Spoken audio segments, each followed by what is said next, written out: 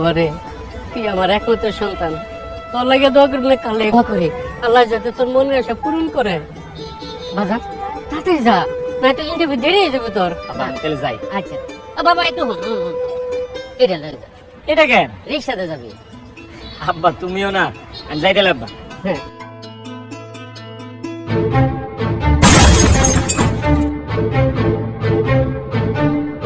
আব্বা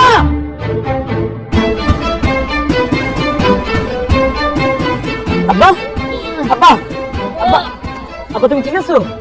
আমি তো ঠিক আছে রে বাবা, কিন্তু আমার মনে দরকার।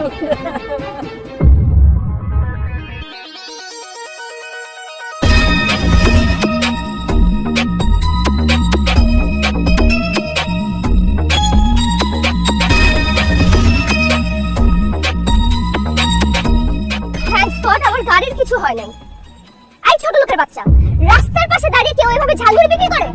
আমার গাড়ির যদি কিছু হয়ে যেত, তোদের মতো ছোট লোকদের শরীরের রক্ত মাংস বিক্রি করে তো আমার একটা গাড়ির চাকার দাম হবে না।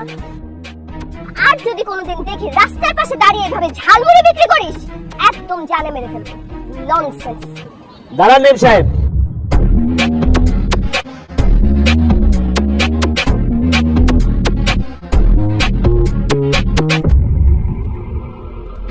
আমাদের মতো গরিব ছোট লোকদের সারা শরীরের রক্ত বেচলে যেমন আপনার গাড়ির একটা চাকার দাম হবে না, তেমনি আমার বাবা যদি আজকে ঝালমুড়ি বিক্রি না করে তাহলে রাতে আমাদের পেটে খাবার জুটবে না। আপনি আপনার গাড়ি দিয়ে আমার বাবার ঝালমুড়ির দোকান উড়াই দিচ্ছেন, এখন আপনি আমার বাবাকে জরিমানা দিয়ে তারপর এখান থেকে যাবেন। জরিমানা দেন। ছোট লোকের বাচ্চা, তোর এত বড় সাহস তুই আমার কাছে জরিমানা চাস? তুই জানিস আমি কে? আপনি যেই হন না কেন তাতে আমার কিচ্ছু যায় আসে না। আপনি আমার বাবার ঝালমুড়ির দোকান ভেঙে দিয়েছেন, আর জরিমানা বাবদ আপনাকে 5,000 টাকা দিতে হবে। বের করেন। ঝালমুড়ির দোকান ভেঙেছি, বেশ করেছি। আর একটা কথা বললে একদম গুলি করে মারবো। না না, আমার কোন টাকা পয়সা লাগবে না, আমি আমার পোলারে আপনার কাছে ক্ষমা চাইতেছি। আমার পোলারে তুমি ক্ষমা করে দাও না। সর সামনে থেকে, তোর শরীর থেকে বিশ্রী গন্ধ আসতেছে।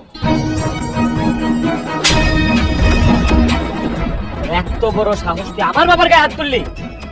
তুই শুধু মেয়ে মানুষ দেখে আজকে তোরে ছেড়ে দিলাম, তাহলে যে হাত দিয়ে আমার বাবার গায়ে হাত তুলছিস এই হাত আজকে আমি ভাইয়া ফেলতাম। আমার বাবার শরীরে ঘামের গন্ধ না, পরিশ্রমের গন্ধ। তোদের মতো গরিবদের রক্ত চুষে খাওয়া বড় লোকের মেয়েরা এটা কোনোদিনও বুঝবে না। তোকে আমি আবার বলতেছি, আমার বাবার দোকান ভাঙছো